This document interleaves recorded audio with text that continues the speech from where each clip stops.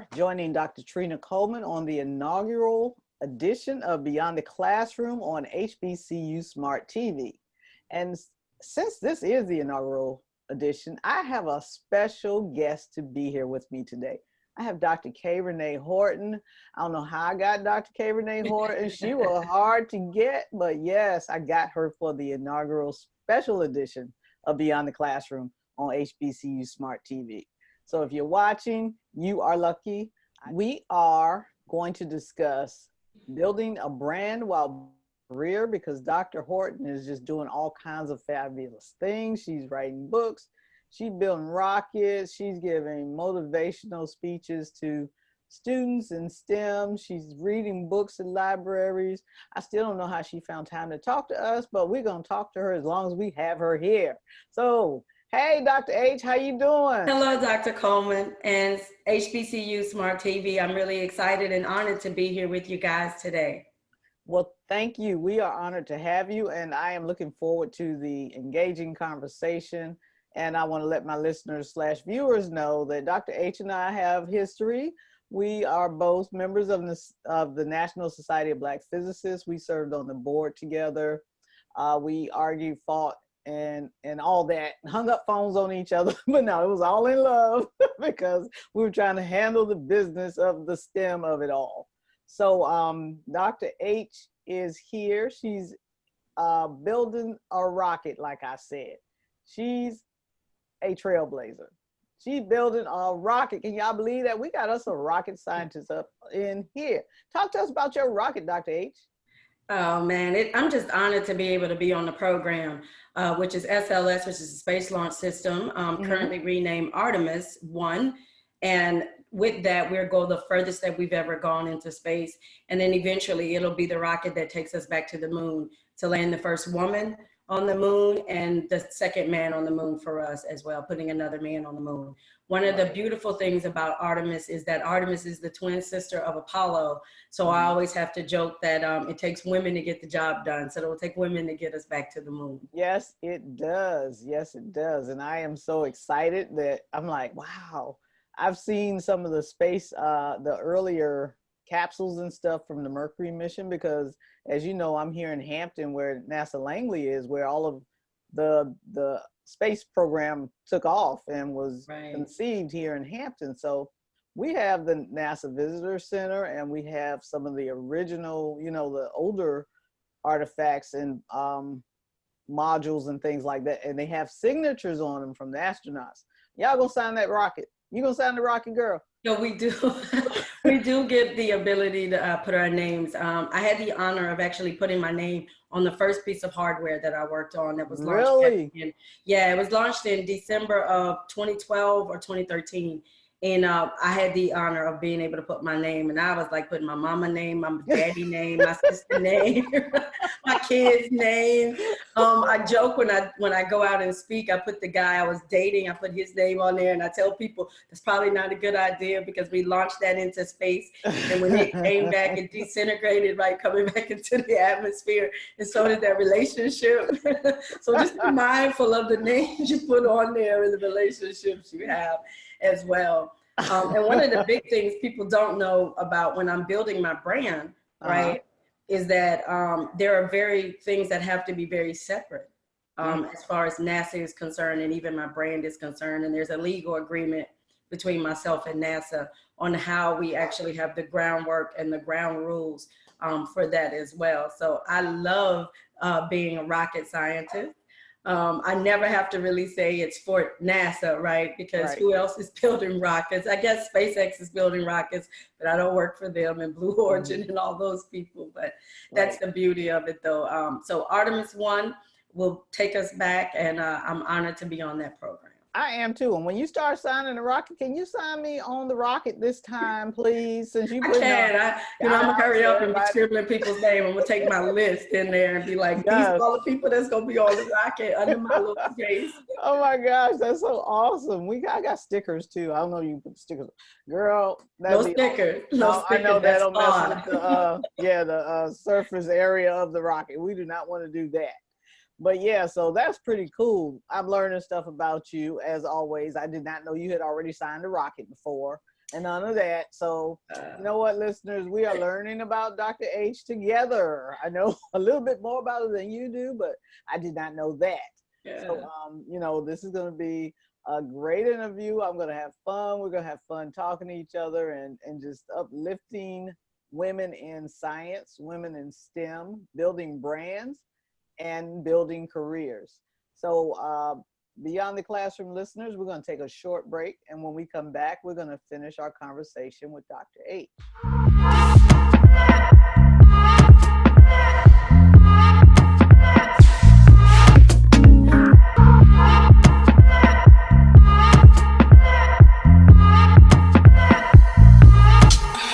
I want people to understand that we are excellence.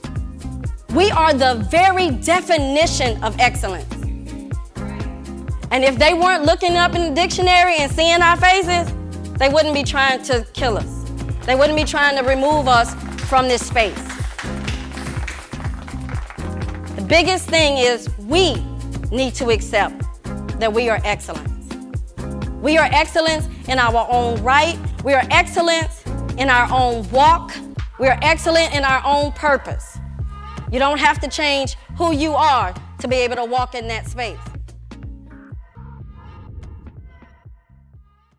Welcome back to Beyond the Classroom on HBCU Smart TV. And as I stated earlier, if you're just tuning in, we are talking to Dr. K. Renee Horton, rocket scientist, speaker, brand builder, career builder, all that, secret hider, because I'm learning stuff about her that I did not know. So this is going to be a learning experience for everyone. So Dr. H, talk to me about the Dr. H brand. How did you conceive it? Why? What was the thing that woke you up one day or just jogged your mind and said, you know what, that's the thing I need to be doing right now? So talk to me about working through starting Dr. H brand and having your little person and everything. And she's so cute. Wait, I have one right here. Hold it, viewers. Here's the Dr. H that you get to take home because, you know, Dr. H, she ain't got time to see nobody. You just get one of these if you want to talk to her. Hey, girl, how you doing? You could be in Canada somewhere next year. Yes, I am talking to the doll. So talk to us about the brand, girl. How? So I wish I had this like amazing story or some big epiphany that came to me. It's like, oh, you need to do this. I don't. I have this crazy story where everybody was having these Bitmojis, and I didn't understand the difference between a Bitmoji and an avatar because I'm just not in that land, right? Mm-hmm. And so I was all excited, and I was like, I want a Bitmoji, and I wrote on the page though, I want an avatar on Facebook, and then all these people started adding all these people on there saying, well, these people can get you an avatar. And I was like, oh, great. And so I worked with this guy, Patrick, and then he created the character you actually see.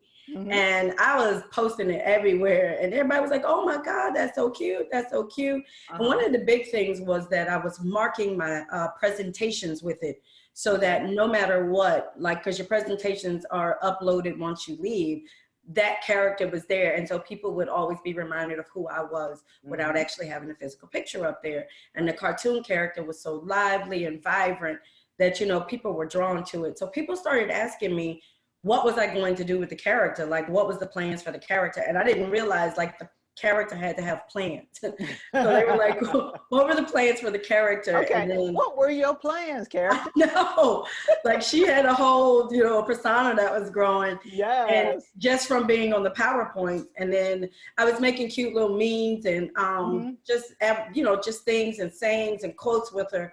And then I finally said one day, because it came to me, it's like, we're going to write a book. There you go.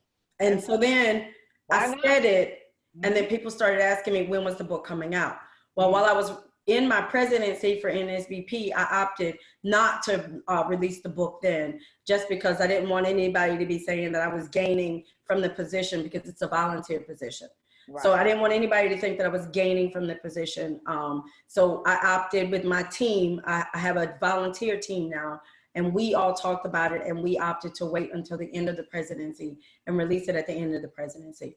So the first one was released in November 2017, The second one was released in 2019, the beginning of 2019, the end of 2018, beginning of 2019, and the third one will be released this year as well. And so we've had just great response from it. In that we've had the book released, we've had keychains created and manufactured, which are locally manufactured in New Orleans. Keychain. And of course, you've seen the actual doll itself. Oh, I see her. I got this one. Yeah, the doll. And then these are two of the hardback books that we've released at this time as part of that. But because we're really big in changing the face of STEM and what it looks like, we offer a lot of free material as well. We will create educational or classroom material for you as well. We're working on a series with Dr. H Explores the ABCs and the 1, 2, 3s. And we're working on that now to put that out and to make that an ebook so that people can just download it. We create color books as well with the character, pictures from the stories, to be able to just keep getting the information out there and to be able to change what the face of STEM looks like. Absolutely. And using all types of different media and platforms to do so. And that's very important to all of us, particularly women in STEM. We have a monumental task on our hands, Black women in STEM specifically. We almost are obligated to do what we do as far as outreach is concerned. Love, hate, passion, or whatever. I mean, but we are passionate about it, hence we do it. So doing all of the things that you're doing and building a career at the same time is fascinating. But what advice would you give to someone who is thinking about building a brand while building a career? A woman, one of our young Black mentees in science that's coming up through the ranks behind us, that, you know, the students, the graduate students that look to us for advice and guidance. What would you say? You know, one of the things I definitely want to point out is when you are who you are, if you turn out to be the first in your field or whatever, you automatically get a brand.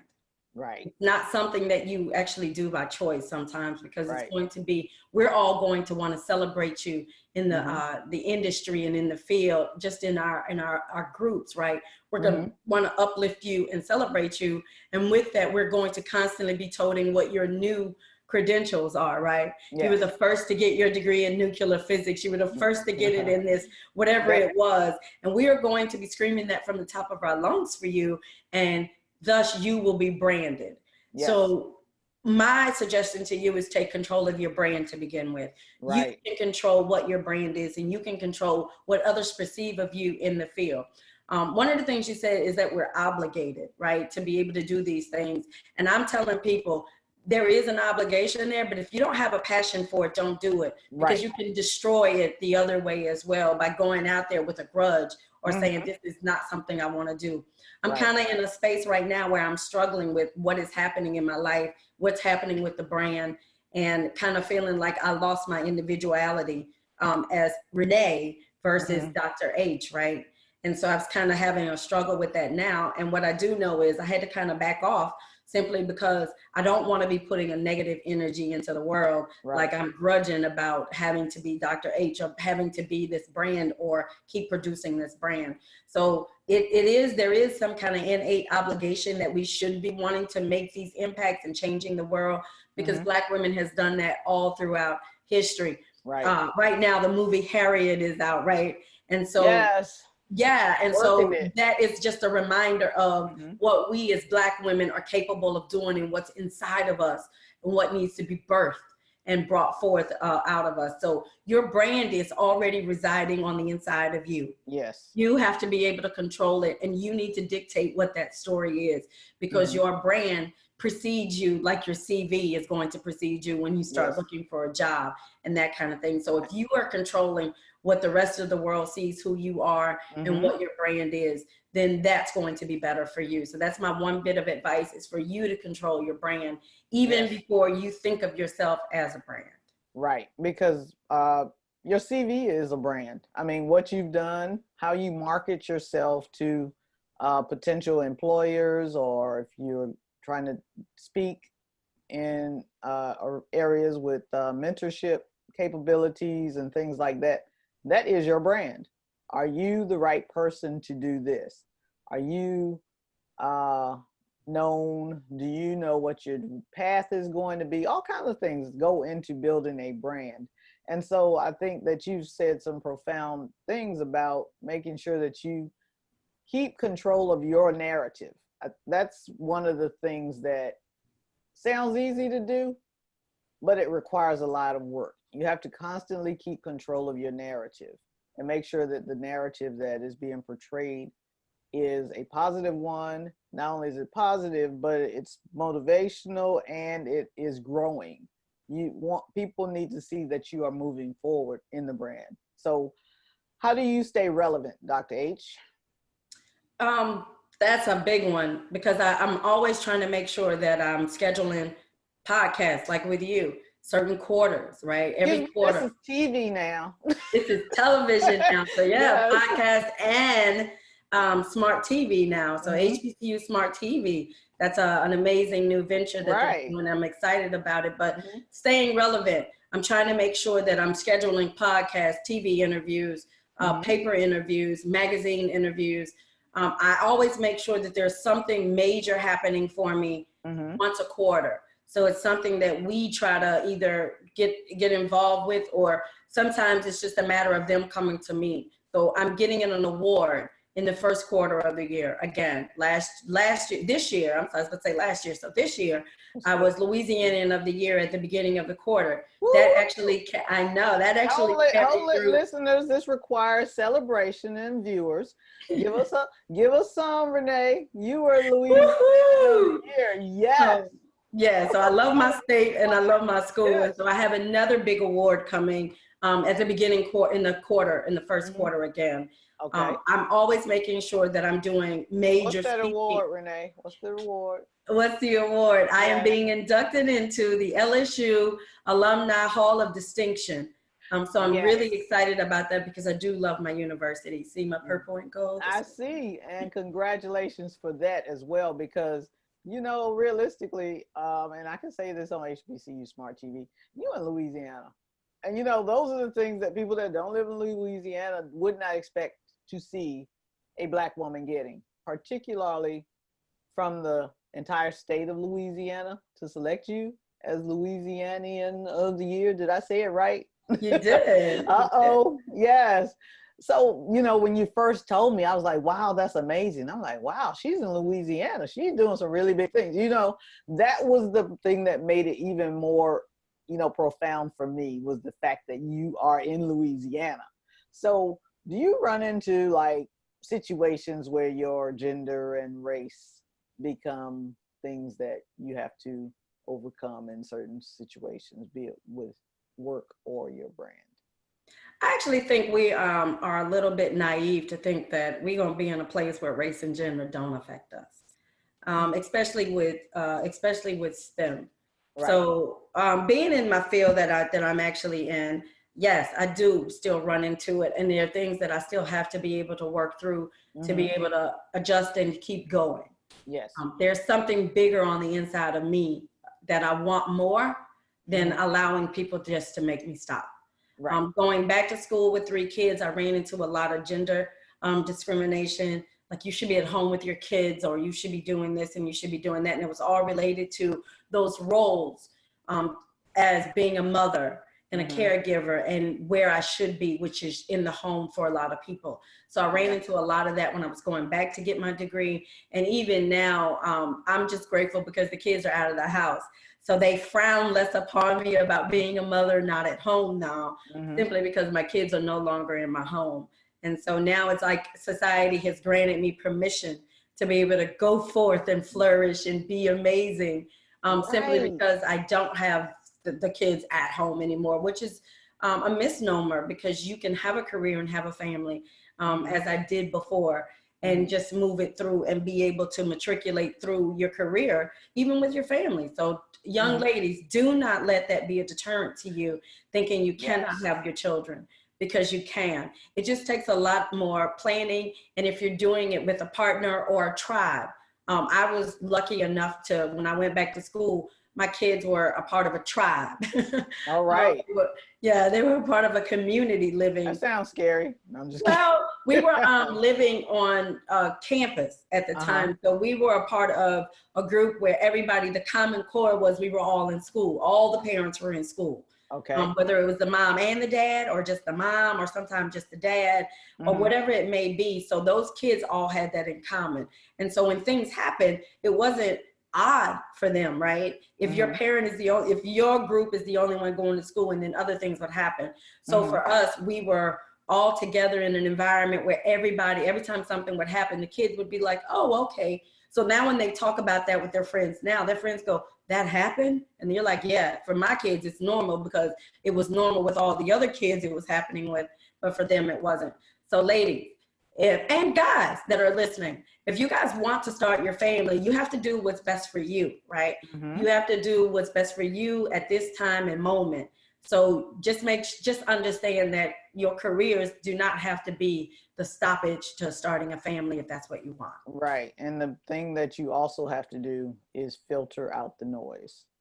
And part of it, that's a huge part of it, because people are always going to be in your ear trying to tell you how you should be doing what you're supposed to be doing. And they don't even know anything about what it is you're trying to do.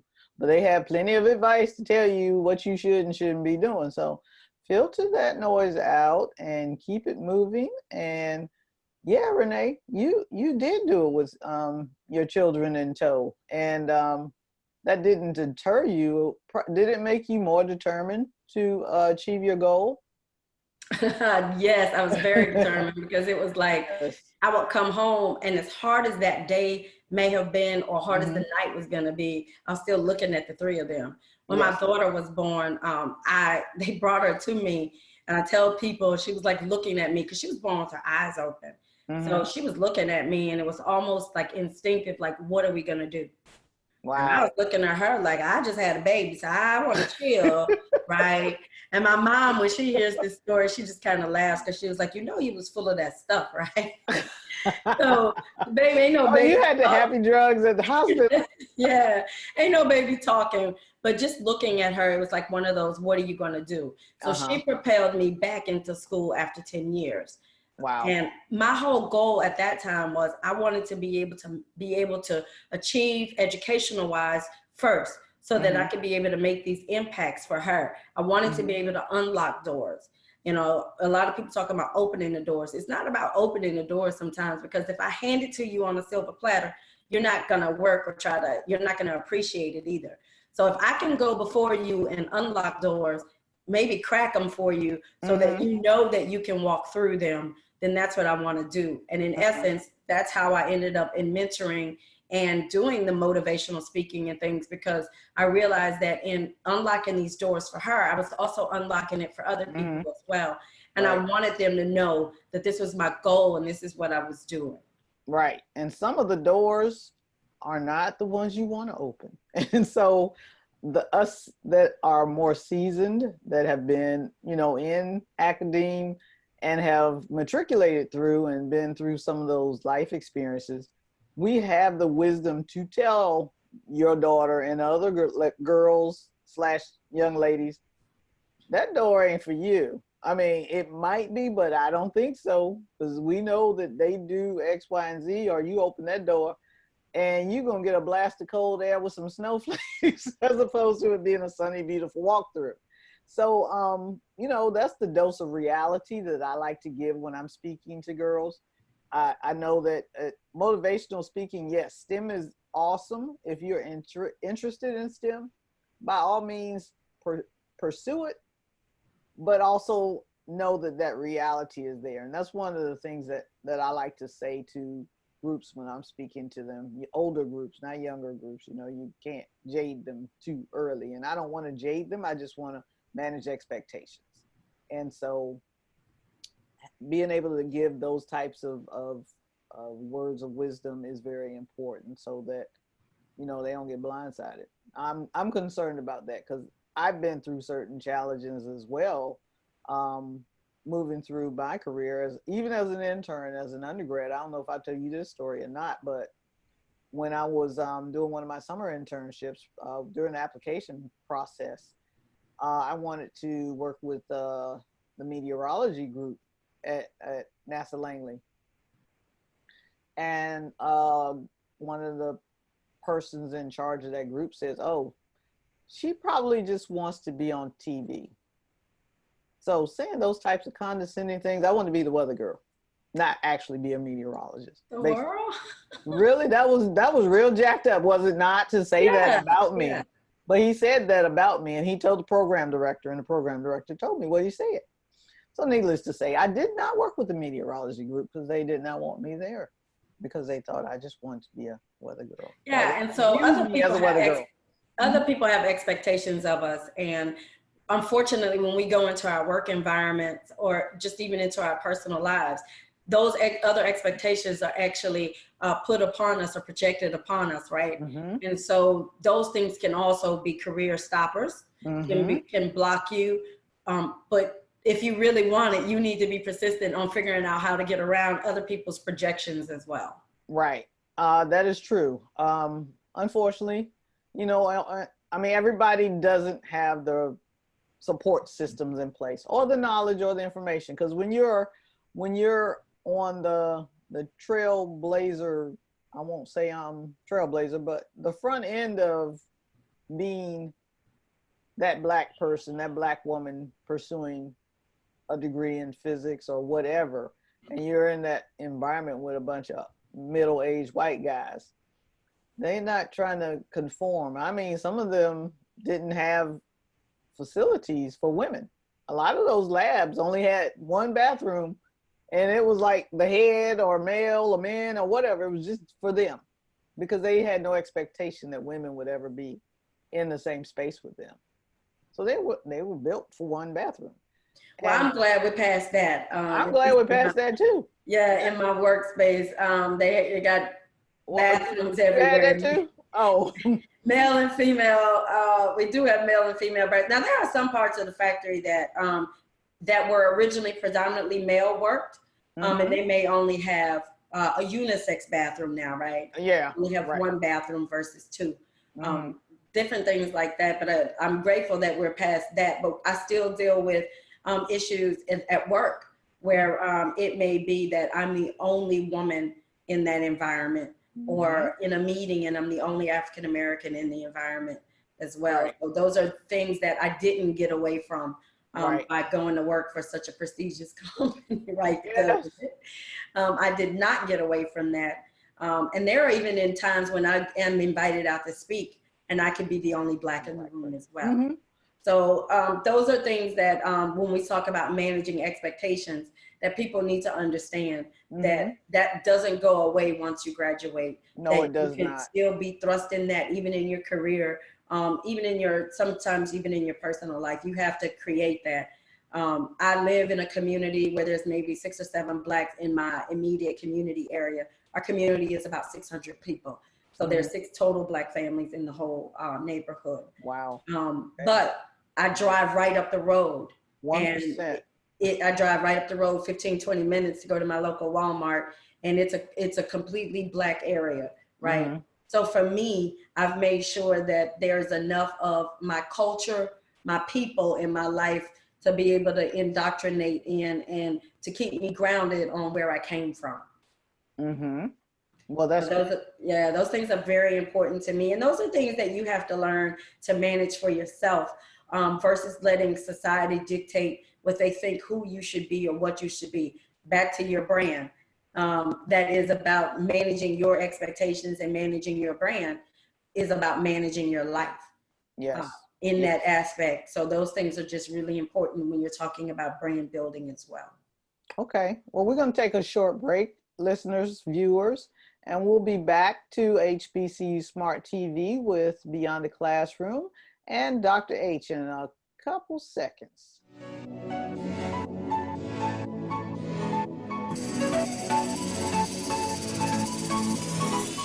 Come on, get out your seat. Come ride with Dr. H. Embark on a journey. We're flying outer space. Come on, get out your seat. Come ride with Dr. H. Embark on a journey. Exploring every place. That happens, it's called your aura. And so when other people notice your aura and they don't know what it is and they don't understand what it is, for them, it becomes different and weird.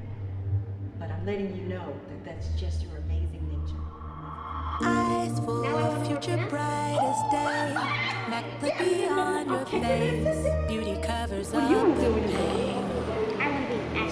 Time been treading what you see.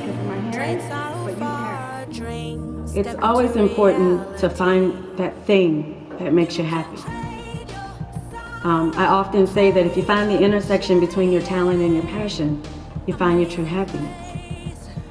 And your true happiness will find you, and when it finds you, it will draw everybody to you. It becomes your magnet, right? And so when you're smiling, you can allow people to see your inner beauty and be who you truly are.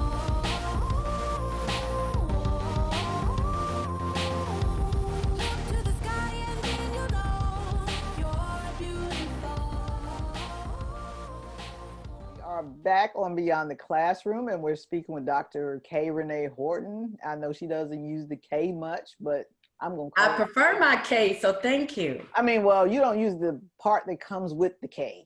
You just no, put the K out my first name, and that even has an interesting story. Mm-hmm. If you pay attention to a lot of articles and things like that, men in science, actually, a lot of them go by their middle names. Yes, they do. And so my professor was J.W. Harrell, Mm-hmm. and he never used the J. He used the William. Mm-hmm. His name was James William Harrell, but Mm-hmm. he only used his initials. He used J.W. Mm-hmm. Harrell. Mm-hmm. But a lot That's of James Gates. Jim Gates does it. Right. And so what I did was I went by K. Renee Horton. Renee is unisex, so it's Mm-hmm. male and female. And so it, before my face ended up all over the world, my name would go. And so if nothing else, I wanted just the opportunity for somebody to be able to look at my paper or to look at my CV Mm-hmm. with pausing without that hesitation. So, and even my first name is Carla. So not very ethnic in the naming itself, right? Right. We have to deal with that. Mm-hmm. But for me, it was really big that when I started using my initials to be able to say I could get that first glance, just like my colleagues were getting. Right. And another thing that I've noticed is that as common or no, as unique as we all are, there are people with our names. Everybody has somebody in the world with their name. And I've run across a few Dr. Trina Colemans when I've done Google searches. They're not in physics, of course, but they are still Dr. Trina Colemans. And so they have different middle initials, except for that one that's not a doctor. There's a Trina L. Coleman out here. She get all kind of arrests and traffic. I'm like, oh, people don't think that's me. Please. Well, we just recently had one that graduated in physics, a Dr. Renee Horton. Wow, so it's two. Well, her first name is Renee. Yeah, her first name is Renee, and she actually, her Horton is not spelled as mine is. Mine is Okay. Horton. I think hers may be HAR. Mm-hmm. TON or something like that. So it has a just small variation. Well, but not enough. Yeah. Okay. So yeah, well, hence the Dr. H. We have Dr. H to verify which one we are talking to. Not only that, I never heard of the other chick. So hey. She's a physics major. Okay, well, we don't get to know each other often. We are a small group. Yes, we are. There will be more people in my church for service on any given Sunday than there are people in our group, and that's how small we are. But if you look at that on a global scale, that is so incredible to know that our group is less than 100, and she's not even at the PhD level yet. She's at the PhD level. She's a Dr. Horton. Okay. Yeah, she's a Dr. Horton So, too. She came out last year. Okay, I think last year. Because when we had one finish up a couple months ago, I asked Jamie, I said, well, what number is she? And Jamie was like, she's either 95 or 96. So that was just a few months ago. We have not hit 100 yet of African American women that have actually attained the degree at the PhD level. There are honorary degrees. There are women that identify as physicists, but the numbers, regardless of whether we count everybody or just put them into silos, the numbers are small. Still gonna be more people in the church on Sunday. So not my church. I have a small church. Oh, you want some of us to come? No, now y'all foolishness. Don't bring that foolishness now to my church. I got a small church. Come on, Beyond the Classroom. You know how we do it. We are pure at heart, and we believe in the mission, which is to bring forth STEM and HBCUs and the intersection of them, and bring guests like Dr. Renee Horton on the show on the inaugural version of Beyond the Classroom on HBCU Smart TV. Yes, I got it right. Okay, I do want to pull back on something. You talked about Jamie. So Dr. Jamie Valentine runs her brand with AAWIP, which is African American Women in Physics. That's right. And she runs that website, so you can go to the website aawip.org. To look up but to see these women that we keep referencing in this referencing in the interview, and for each one of them, some of them have pursued who they are and what they do and created those brands, right? Like Dr. Jadida Isler, she's done an amazing job at branding herself and her group Vanguard STEM. And she went to an HBCU as an undergrad. And then to a PWI. And I don't know how many of our listeners actually know I actually started at an HBCU, but during that 10-year gap, when I went back, I actually went back and finished at LSU, which is local to our area as well. So I started at Southern University and finished at LSU. Yeah, probably everybody knew but me. No, I'm just kidding. I did know that. But yes, it's so common for us as a peer group and a group of colleagues that uplift each other, for me to sometimes step outside of our zone and realize that people don't know us the way we know us. So when I say Jamie to you, I know you know who I'm talking about and what I'm talking about, but to step back and have to try to be normal in this world where there are so few of us, and our normal is different from everybody else's normal, because we can call each other and talk about random stuff. Like that morning, I'm gonna tell my listeners about the morning I woke you up and you were all cranky, but I didn't care. Okay, listeners, this is what had happened. Yes, I'm gonna say what had happened, because we're on HBCU Smart TV. I called Dr. Horton up at and we're in different time zones. So it was like probably 6 o'clock my time zone, and I was trying to write a script. It was 5 o'clock. Oh, okay. My time. Yeah, well, 6 my time, which was, reasonable to me. Plus, it's an urgent, pressing matter to write this little script for this animated video that someone was creating for me. So I'm calling her because she's a rocket scientist. And I'm like, okay, Renee, the 50th anniversary of the lunar landing is coming. And I'm trying to get this Powtoon created. And Powtoon is making it for me. And I want to make sure that it's accurate when I start saying my lines. So can you please help me with the, who does what when we build a rocket? You got to build the rocket, you got to board the rocket, blah, blah, blah. And she was like, no, the technicians do the building, the engineers do the design, and blah, blah, blah. So we are doing this back and forth on rocket science and the process. And it's so amazing. And she was sleepy. And she was like, okay, Trina, let's get this over with. And I paused. I said, you know what? This is pretty cool. How many people in the world do you think are having this conversation right now about getting a script and stuff accurate about how to build a rocket? How many? Not just how many people, but how many of them are 2 Black women in physics? None around the world, none. So that's the thing that is pretty cool to me, to know that we have a structure in place where we can reach out to each other. But at the same time, we have such a big, giant gap as far as diversity and inclusion and equity. And I know you talk about that sometime when you're out doing your outreach engagements and things like that. So tell me about any of the challenges you have faced career-wise that, you know, you had to overcome as far as diversity or equity or inclusion? I recently did an interview with one of my mentees, and there's a term called pet threat or What? pet to threat. Okay. And I thought it was interesting because one of the biggest hurdles that I remember in my career was that when they brought me to MAF, which is the Michoud Assembly Facility Center here in New Orleans, I was wanting to come back home. So I was originally in Huntsville at the Marshall Space Flight Center, and I wanted to come home, and they finally got a position for me and I could come home. And when I got here, there was a younger white guy who was going to be my lead. And he had a bachelor's at the time when I came. But I mean, he had the years.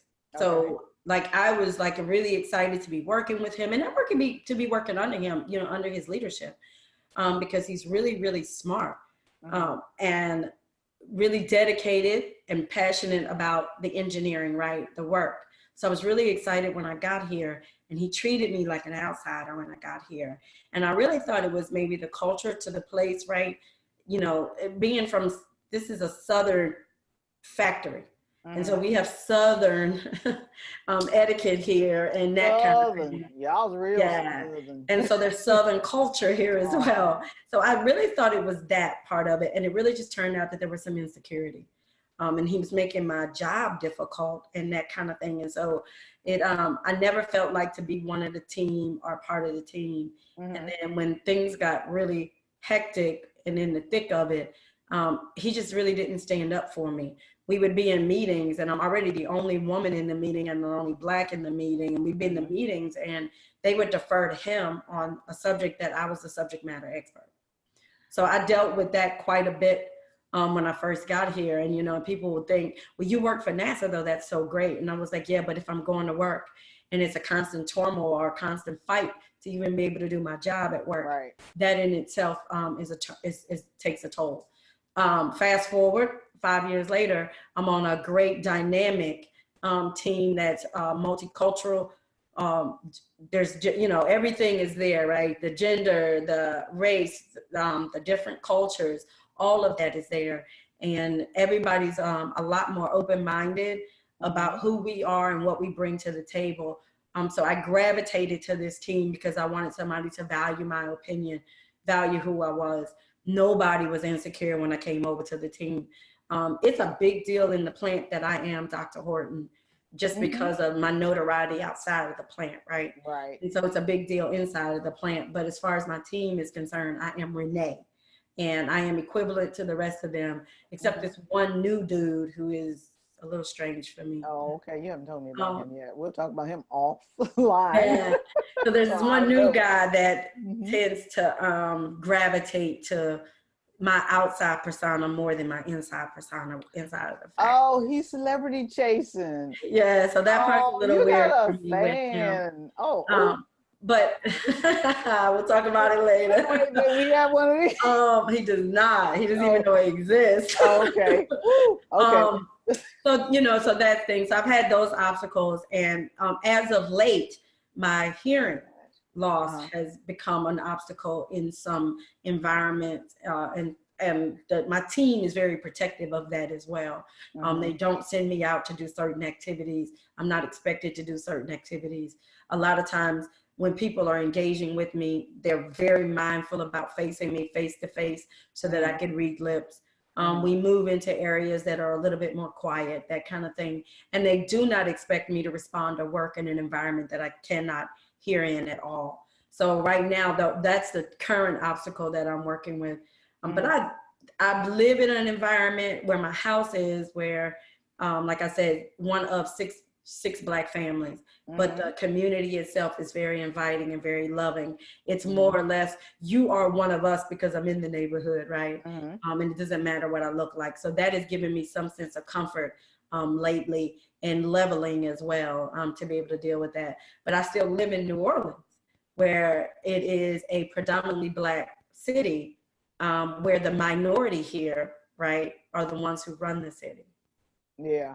Oh, well, that happens a lot across the country. And then that's one of the things that, you know, I'm passionate about right now is the upcoming census. Yes. And that is something that needs to be addressed to help flip that dynamic, because right now a lot of our people don't participate. And so, you know, I'm not going to get on the soapbox right now about the census, but that's part of one of the things that I'm doing right now to build my brand, is to take a stand on it data wise and talk about the census, and also talk to people about misconceptions and things like that about what they think is going to happen with their information or not. But before we go, we're running a little short on time. I wish we could talk longer, Dr. H, and we can do other interviews on HBCU Smart TV. They just won't be the inaugural edition. So I am just elated that we're having this conversation right now. But for my listeners, I'm about to put you out there. Oh my goodness. You thought we were going to not talk about this, but I said, oh, I'm going to get her this time. So Dr. H is such a huge personality and persona, not just in Louisiana, but around the world, to the point where PBS did a Nova called, what was the name of it, Dr. H? The Rise of the Rocket, I think it was. The Rise of the Rocket, you know what it was. The Rise of the Rocket. And so Dr. H, being Dr. H, of course, and being there building that big, giant, huge rocket and having such an instrumental role in it, they had Dr. H give an interview. But before the interview, Dr. H, tell us what you were doing on Nova. Everybody saw. So yeah, it was the Rise of the Rockets, and it was for Nova on PBS. And I was able to talk about the Vertical Assembly Center, which is the largest well tool in the world. It was one of my first projects when I got to Mishu to oversee. So I was really excited about that. But at the very end, they was like, yeah, well, let's take this bike ride. And I was on my bike. And that was the beginning. But it was at the end of what they actually filmed. Okay, got you. So then when it came out, I called my son. I was like, hey, can you grab the clip of me on the Rise of the Rocket on PBS? He was like, yeah. He sends me this clip of me on the bike, and I am livid. Most of my piece on that Nova show is me riding a bike and them talking about how big our factory is. And so our factory is a total of 43 acres under one roof. And so there are a ton of bikes across the factory, and we do move through the factory. Like our technicians and our engineers move through with bikes to get to one part to the other part. If you're not walking, right? Yeah, let's go back to your bike though. Your bike is a special bike. My bike is a special bike. So being that I was the only female on our team, I was given a female bike. And then they put Renee's Ride on my bike. So my bike is one of the only girls' bikes. There are several girls' bikes in there, but it was one of the newer ones that came. And then it has its sign on it that says Renee's Ride. And they weren't riding theirs on Nova. And they were not riding their bike on Nova. So my big debut on Nova was me riding the bike, because that's the part of the scene they used first. And then I was like critiquing myself, like I should have set up and had my bike. I know, it was fine. I was just riding comfortably on there. So even though Trina is clowning me on my bike ride on Nova. Hello, listeners and viewers. This is why I find it so amusing, is because if you look at her face, they have this profile and she is not looking happy because she's riding that bicycle. Well, actually, I was exhausted. I had just gotten back from Uganda. I'd been in Uganda for 10 days, and I was supposed to have another 2 days off from work just to kind of recruit from the flying. And I was in Uganda doing STEM outreach. So, it was really exciting. I did a big campaign, and you guys all pitched in, and it was just amazing. But for me to touch over 500 students while I was in Uganda. So I had just gotten back from Uganda, and they begged me to do this filming because these people had been asking for me. And I was like, guys, I am exhausted. And they were like, just try to get some sleep. We won't start until 5 o'clock. So I landed the night before, and then I came in to film with them probably at 3 o'clock. And they said, well, it'll be over with by 5. And it wasn't over with until 6:30. And I was just exhausted. So when you see me on the bike, I'm actually exhausted. That I'm having to ride And then you have to pace it with the cart where the camera is as well, right? So I'm having to pace it, and the guy's like, speed it up, slow it down, do this, do that. And I'm just thinking, okay, I've already been fooling with you guys a couple of hours. I'm exhausted. Can I just go? And so my face on the bike is like, yes, you're like, I'm ready to get off this bike. Yeah. I'm just like pedaling, like I'm done, people. But I can honestly say that there are no other Black physicists or rocket scientists riding a bike on Nova. So as irritated as I was, it's still my little blip on TV. I was so proud of you, but it was, like I said, I will always forever find that amusing because I know that I saw your facial expression, and but the interview was awesome, and I'm proud of whenever I see you doing something. So we're gonna do the Dr. H is into what in the next 3 minutes. You're gonna tell me everything Dr. H is into so my listeners can know. You know, your trip to Uganda, your nonprofit, your upcoming ventures, and anything else you want to throw in there. So Dr. H, go. All right, I'm going to try to do this in an organized fashion too. Yeah, okay, whatever. So current outreach projects that are coming up, I'm going to be with STEM NOLA with Calvin Mackey on December 14th. Yes, in New Orleans. On December 21st, I'm going to be at the Barnes & Noble in Mandeville reading with one of the robotic teams. And we're going to be reading and selling some Dr. H there at the Barnes & Noble in Mandeville. So those are my two big ones coming up. On November 13th, I'm flying up to Newark, New Jersey. We have with our nonprofit, which is unapologeticallybeing.org, and you can find us online. But with the nonprofit, we have a mentoring group out of New Jersey of 6 students that are freshmen, and they are currently doing a rover project where they're going to turn a 12 by 12 space into the Mars surface, and then they're going to have to execute a mission with their rover. So they are currently doing that, which is just absolutely great. And we're really excited about that as well. And then on the 15th, I'll be flying to Rhode Island to be at the NSVP conference. And I will actually be on a panel on Saturday. So you can catch me Saturday evening on one of the career panels as well. And then I'll be floating around talking to students and maybe doing some recruiting for our mentoring program with Unapologetically Being. I can be reached at www.reneehortonphd.com. That is me directly. My email is renee@reneehortonphd.com. The website for the nonprofit again is unapologeticallybeing.org. And then the website for Dr. H and the books, I'm plugging, I can't and the reach books, my books right now. is it is Dr. H Explores. So drhexplores.com. And then the cool part is we are on Instagram, we are on Facebook, Twitter as well. And so Dr. H Explores is at all of those. And then Renee Horton PhD is at all of those as well. It is indeed. And it's been a pleasure talking with you, Dr. H. And I'm just like, yes, this was perfect for the inaugural edition of HBCU Smart TV Beyond the Classroom with Dr. Trina Coleman. So branding, you make it look so easy, building a brand and building a career at the same time.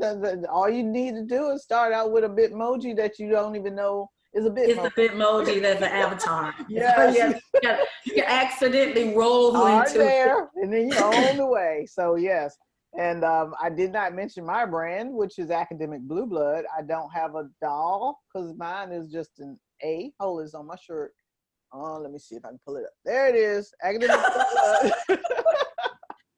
So I use my my brand to do outreach as well in STEM. I do STEM camps and I do speaking and some of the things that Renee does. I have not used the brand for a book yet. I'm working on some stuff, but the thing that I'm excited about is the online course platform that I'm building with STEM material on it. And Dr. H and I are going to work together to build some courses that, you know, she can build courses to get her material out to students or whoever, teachers, where it's available 24/7 on an online course platform. We can also do live webinars and things like that. So I'm excited about, some of the work that we're going to do together. And Dr. H, it is time for us to go, unfortunately, here on Beyond the Classroom, but it's been a pleasure speaking with you. And as I like to close out, I would say STEM for me not only just stands for science, technology, engineering, and mathematics, but it also stands for start taking essential measures. So that's what we're doing. That's what she's doing. That's what we do here on HBCU Smart TV as well, and HBCU iRadio. We are starting to take essential measures to ensure that we are educating our listeners and viewers, making sure we are holding up our HBCUs, and making sure that we are helping any students that are interested in STEM, or parents that are, have kids that are interested in STEM, and bringing information to them so that they know what's available, what's out there, where to go, where to find Dr. Horton, where to find Calvin Mackey, where to find me, where to find Jamie Valentine, or anybody in our network that is helpful and willing to mentor or give information, because it's all about uplifting us. So until next time, thank you. Booyah. That was pretty smooth, Renee.